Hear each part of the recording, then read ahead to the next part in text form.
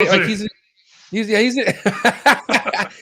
an extremist, dude. Does a lot, but still, like I can never see myself getting the fuck out of like an animal. It's like kind of just like giving up a kid or something. Like, and this is just me personally. Like, Corey's my boy and shit. I got nothing against Corey. He could, he could fucking do what he wants, his own man. But like, yeah, he's fucking just like, well, I did what I had to do, and I don't want to fucking have this burden over, on my property no more. And he does have kids that he's worried about and shit. So, but yeah, he's getting. I think he has 8 or 7 monitors altogether, but they're all proven adults and shit, and they're all He's not keeping any of them. No, every single one.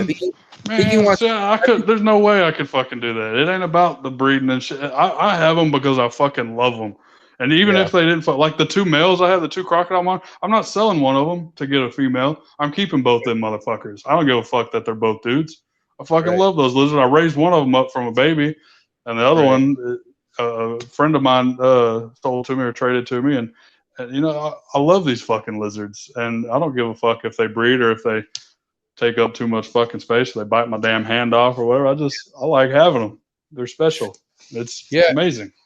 And like I said, there's people in this industry or hobby or whatever with different motives and to each their own, right? And everyone has their own fucking deal with what they do. But I got into this because the love of this shit, and I don't goddamn, I just can't picture my life without what I have right now. It's like, yeah, that's what I'm thinking. Like I can understand getting overwhelmed with it, because I've been there before I hired help. I'd get so fucking overwhelmed with the snake building and the constant cleaning and the constant feeding and the care, and I'd let it slack and it would just bother the fuck out of me, and I was stressed constantly. And so I understand getting overwhelmed and wanting to quit, but I don't think I could ever not have just 1 or 2 pets. Like I don't understand selling everything, like, or have something. I don't see how he can do that. I'd have to keep 1 or 2, man. Is 60 G's a good price for all that? I don't know what he has, man. I don't know the guy. I've heard of him, obviously, but I don't know what he has. A pair of proven adult croc monitors, and then he has a pair of proven bell laces. Okay. All right. One's a visual, one's a normal, just so you know. Okay. All right. And then he has a proven pair of black dragons. All Onyx. Right. And like she's really legit. And then there's like I think just I forget, like a Partho fucking Asian water monitor, but I think that's it. That's all of it? That's all of it for 60 G's. How many monitors is that? 6. 8. 6? I'm probably 8. Okay, I'm probably missing one, but that's, I don't know. Like what I mean, I still feel like with proven stuff, I mean, what do maybe you I don't know. I mean, a proven croc monitors. I mean, with the price right now, I don't know. I'm sure it's a great investment for somebody. You'll make that money back first year you start making babies with any of that shit. I mean, the value of baby croc monitors. If you hatch croc monitors, you're gonna you can sell the babies fucking $6,000 a piece. You know, your lace monitors. That's I think they're like $3,000 or $4,000 now, but still, that's a lot of fucking money, and you'll make that money back. So it's probably worth it. It's probably absolutely worth $60,000. I wouldn't fucking do it. I'll buy some fucking wild caught shit. I don't give a fuck. I'll pay $1,200 for a wild caught black dragon. I just fucking did. My boy Chris Murray, man. I bought me a big old male from him.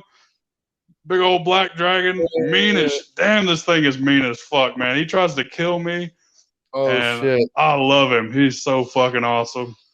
But yeah, wild caught, man. Fuck it. I'm going to get into the wild caught stuff, but before we do, man, I want to say Blake's a hardworking guy. I'm a hardworking guy. We don't need to be here, but we're here. But I will easily take this shit to Patreon page if you don't get those fucking likes up. All right? So there's about room for about fucking what? Let me do the math real quick. 7 likes, 10 minutes. Better have those fucking likes on the board or I'm stopping this shit and I'll go to the Patreon page. Don't fuck with my man Blake. Anyways, continue. Don't fuck with me. Saying some respect on his name. But imports, man, you're down to roll those dice. You're not scared of imports, are you? Fuck no, man. I love import. I prefer import. Well, personally, I know a lot of people don't like that shit, but I prefer new bloodlines and shit. I love fucking wild type animals. I love locality shit. I love, I don't know when it comes to breeding, new bloodlines and shit. Like that's why I got that wild caught black dragon. I could buy a black dragon from, anybody produce them and have a different bloodline than what I have, that I'm working with. But I wanted wild caught one because I wanted that new bloodline, and I'm not worried about, anything like you can treat them for parasites. You can work with. I've dealt with so many. It doesn't bother me any, and I like having that kind of stuff around. Now, let me ask you this, bro, because obviously I keep chondros and emeralds, and why I'm fucking terrified of imports is because of my freezer full of imported chondros and emeralds. Are you like, you're not in the chondro game or emerald game, correct? I tried a few last year. I want emeralds, dude. Emeralds are fucking awesome, but I'm terrified of them because they die. That's something. Why are they dying? They just fucking do, man. That's just an emerald for you. They fucking come in and then you feed them and they regurge and they fucking die. They fucking suck and I won't do it. You're doing it wrong. You're doing it wrong. I did it one time when I was 16 and it ruined it for me for life. Well, see, that's why you can't go import. I mean, you can. It's just a fucking crazy like rolling. You gotta, yeah. It's but not my friends over at Fascination Herps, Eric and Kristen, I'm sure you've heard of them. They have a group of wild caught emeralds that they've raised that they imported, and they're producing babies. They produced several litters last year, and they're breeding now. So they'll have more litters, and that's amazing to me. I'd love to get some from them, and I think that's what the route I'm going to go for my emeralds is I'm going to get some from them because just have a better chance at producing something or having something like that. I'm not experienced enough for no wild caught emeralds, but wild caught, scrubs and fucking monitors and shit. I'm all about it. But emeralds, man, I ain't experienced. I ain't on that level. I want to be one day, but it's just like, bro, nowadays, bro, like your chances of getting a imported emerald to get thriving with no issues is so slim to none. I'm not saying it's impossible, but god damn, it never goes well. One of the groups I'm a part of on Amazon Emerald Tree Boa page, and man, it's like clockwork. Someone posts like, hey, just pick this emerald up from a pet shop. It's not eating, blah blah blah, and it's like everything has the same outcome. It's fucking sad. Yeah, but there's simple steps you got to take and do. But quarantine's the biggest one, but I'll tell you what, Blake, if your snake's throwing up, then there you go. Your snake was never healthy to begin with. Period. So I'm trying to make my phone not die, bro. Blake, I don't know what happened. Hang on. It's all good. If you do get kicked out, just go to the email. Like you could get a charger. Go back to the email. Click that link. Blake Wilson, Blakey 2-inch, ladies and gentlemen. Guy's awesome. But no, okay, I'm gonna say something real quick. Whoever was following me and watching my story over the weekend realized I was at a pet shop, right? So I was at a pet shop and there was this big ass display, like, full fucking like bio fucking display, plants, all this shit. And on the glass door, it said day geckos. And then it said emerald tree boa.